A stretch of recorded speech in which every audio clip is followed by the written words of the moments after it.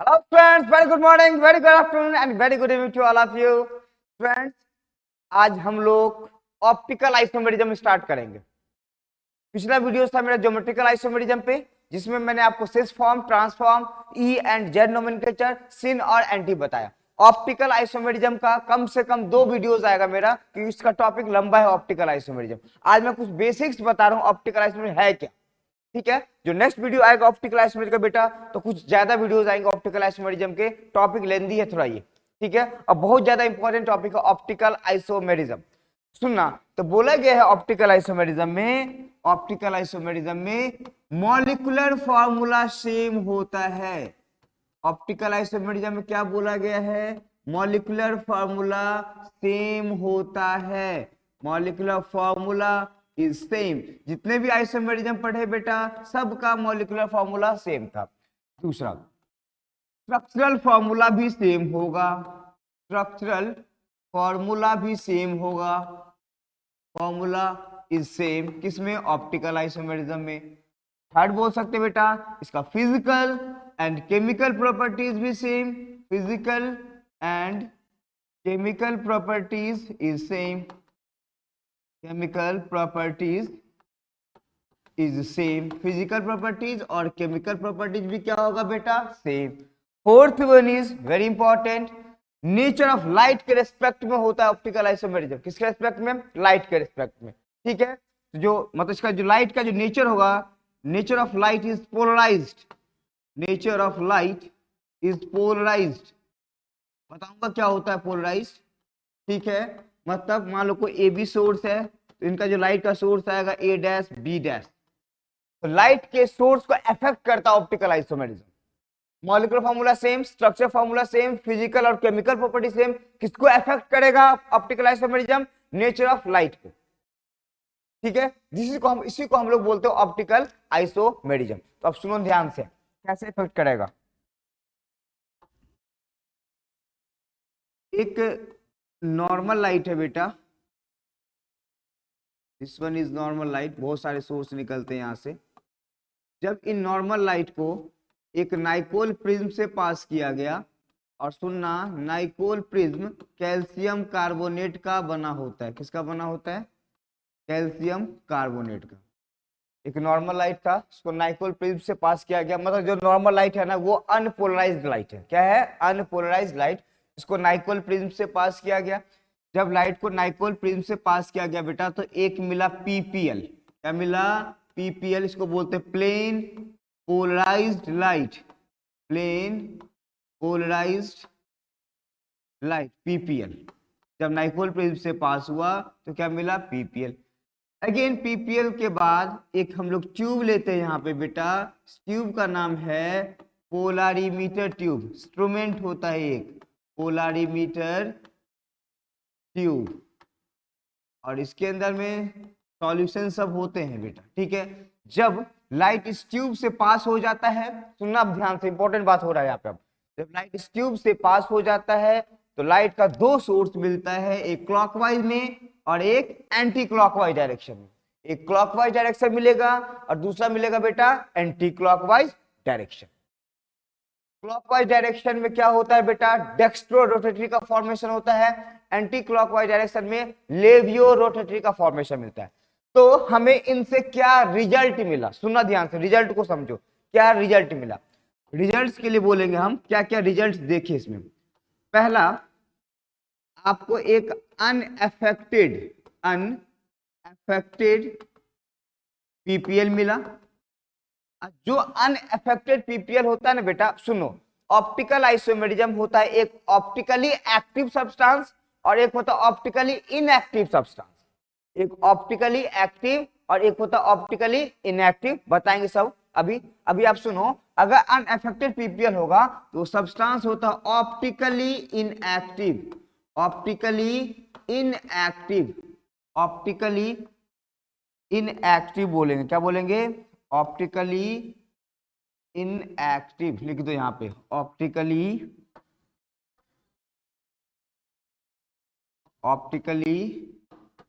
Inactive. अब मैं short में लिखूंगा ऑप्टिकली इनएक्टिव, शॉर्ट में ओ डॉट आई। जब मैं ओ डॉट आई लिखूंगा आप समझ जाना ऑप्टिकली इनएक्टिव है। दूसरा क्या रिजल्ट मिला? दूसरा रिजल्ट मिला बेटा, जो लाइट का जो डायरेक्शन था वो आपको कैसा मिला? क्लॉकवाइज डायरेक्शन, ऐसा डायरेक्शन। कैसा? ये क्लॉकवाइज डायरेक्शन। कौन सा डायरेक्शन है ये? क्लॉकवाइज। लास्ट में देखो ना, दो डायरेक्शन गया, एक क्लॉकवाइज गया और एक एंटी क्लॉकवाइज गया। तो कैसा डायरेक्शन है? क्लॉकवाइज रोटेशन बोलो, क्लॉकवाइज रोटेशन ऑफ पीपीएल। ठीक है, और ये होता है ऑप्टिकली एक्टिव, ऑप्टिकली एक्टिव। अब मैं शॉर्ट में बोलूंगा ऑप्टिकली एक्टिव को O dot A, O dot A. तीसरा रिजल्ट क्या मिला बेटा? तीसरा रिजल्ट जो मिला आपको, कैसा डायरेक्शन? Anti clockwise direction. कैसा डायरेक्शन? Anti clockwise. क्या बोलेंगे इसको? एंटी क्लॉकवाइज पीपीएल बोलो या डायरेक्शन बोलो। और ये भी ऑप्टिकली एक्टिव होता है, ऑप्टिकली एक्टिव। तो क्लॉकवाइज वाले को हम लोग बोलेंगे डेक्स्ट्रो, याद रखना से, डेक्स्ट्रो रोटेटरी। ऑप्टिकल आइसोमेरिज्म में, केमिस्ट्री में डेक्स्ट्रो रोटेटरी। एंटी क्लॉकवाइज वाले पार्ट्स को बोलेंगे लेवियो रोटेटरी। एंटी क्लॉकवाइज वाले पार्ट को बोलेंगे लेवियो रोटेटरी, क्लॉकवाइज वाले पार्ट को बोलेंगे बेटा डेक्स्ट्रो रोटेटरी। ठीक है, तो ये रिजल्ट मिला तीन। जब एक नॉर्मल लाइट था अनपोलराइज नाइकोल प्रिज्म से पास के पीपीएल मिला सर, एक पोलराइमीटर ट्यूब से पास हो गया, लाइट का दो डायरेक्शन हो गया सर, एक क्लॉकवाइज में हो गया सर, एक एंटी क्लॉकवाइज में हो गया सर। सर क्लॉकवाइज में ऑप्टिकली एक्टिव सब्सटेंस मिला, एक मिला, और एंटी क्लॉकवाइज में ऑप्टिकली एक्टिव मिला। क्लॉकवाइज में डेक्स्ट्रो रोटेटरी बनता है, एंटी क्लॉकवाइज में लेवियो रोटेटरी बनता है। चलो बेटा नेक्स्ट टॉपिक, इसी में देखते आगे क्या है। अब सुनो ध्यान से, जैसे मान लो एक मैंने सिमेट्रिकल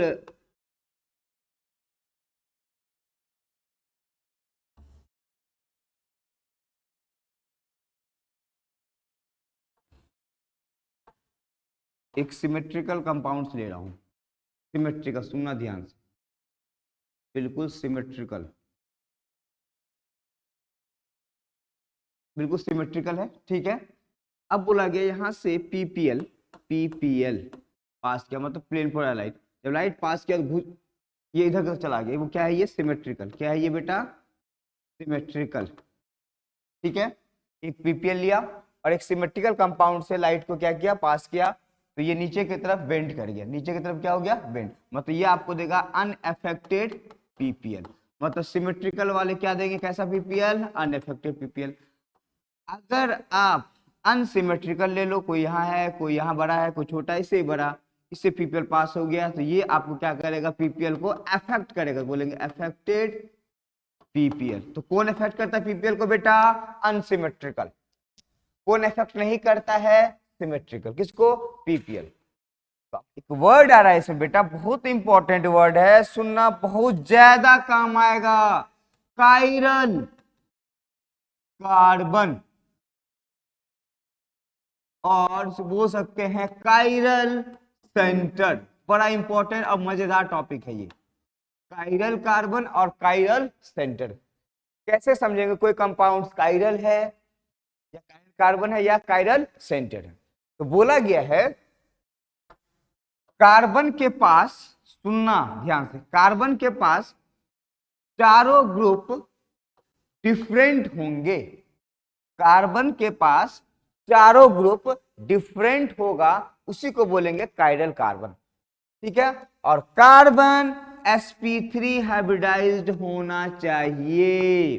कार्बन कैसा हाइब्रिडाइज होना चाहिए बेटा? sp3, मतलब 4 सिग्मा बॉन्ड होना चाहिए कार्बन, और कार्बन से चारों ग्रुप डिफरेंट, उसी को हम लोग बोलते हैं कायरल कार्बन। और इसी को हम लोग एक और नाम से बोलते हैं एसिमेट्रिक कार्बन भी बोलते हैं, एसिमेट्रिक कार्बन। जिन मॉलिक्यूल्स के पास एक कायरल कार्बन हो वो कंपाउंड 100% ऑप्टिकली एक्टिव होता है। अगर एक से ज्यादा कायरल कार्बन मिल जाए तो आप कंफर्म नहीं बता सकते कि सब्सटेंस ऑप्टिकली एक्टिव है या इनएक्टिव है। फिर से सुनो, अगर आपके पास एक कायरल कार्बन मिल जाए किसी भी कंपाउंड्स में, एक कायरल कार्बन, तो आप 100% बोल दो वो सब्सटेंस ऑप्टिकली एक्टिव है। अगर एक से ज्यादा कायरल कार्बन मिलेगा तो आप कंफर्म नहीं बता सकते वो सब्सटेंस ऑप्टिकली एक्टिव है या इनएक्टिव। ठीक है, अब जैसे एग्जांपल चेक करो, सी, यहां COOH लिखा, यहां CH3 लिखा, यहां OH लिखा और यहां H लिखा। सर ये सब्सटेंस ऑप्टिकली एक्टिव है या नहीं? हाँ बिल्कुल ऑप्टिकली एक्टिव है, चारों ग्रुप डिफरेंट है सर। जब सब्सटेंस ऑप्टिकली एक्टिव होगा ना बेटा तो उसका मिरर इमेज मिलता है। क्या मिलता है? उसका मिरर इमेज। तो इसका जो मिरर इमेज बनाएंगे आप तो देखो कैसा बनेगा मिरर इमेज। इसका जो मिरर इमेज बनाओगे आप, COOH वैसे का वैसे ही रहेगा, H इधर शिफ्ट कर गया सर H3C इधर शिफ्ट कर गया, दिस इज OH। तो ये इसका मिरर इमेज बना, मतलब ये एक दूसरे का इनैंसियोमर्स है, इनैंसियोमर्स। और इनैंसियोमर्स का मतलब होता है बेटा non super imposable mirror image, non super imposable mirror image. तो इनैंसियोमर किसका मिलेगा? कायरल कार्बन का मिलेगा। किसका मिलेगा? Chiral carbon. जो मॉलिक्यूल्स कायरल होंगे उन्हीं का इनैंसियोमर का फॉर्मेशन होगा। इसका नाम है लैक्टिक एसिड। ये कौन सा एसिड था? Lactic acid. कौन सा एसिड था ये? Lactic acid. ठीक है बेटा, तो फिर से मैं एक बार रिकैप कर रहा हूं, नेक्स्ट वीडियो में बताऊंगा ऑप्टिकल आइसोमरेज को फिनिश ही कर दूंगा मैं। ठीक है, तो लंबा वीडियो जाएगा नेक्स्ट। मैं आज बेसिक्स बताया हूं क्या है ऑप्टिकल आइसोमरेज, क्या ऑप्टिकल आइसोमरेज क्या पढ़ना है, ऑप्टिकली एक्टिव, एक ऑप्टिकली इनएक्टिव। ऑप्टिकली एक्टिव कौन देगा सर? जिसके पास एक कायरल कार्बन हो, एक से ज्यादा कायरल कार्बन होगा तो कंफर्म नहीं बता सकते वो ऑप्टिकल एक्टिव है या inactive. Thank you very much.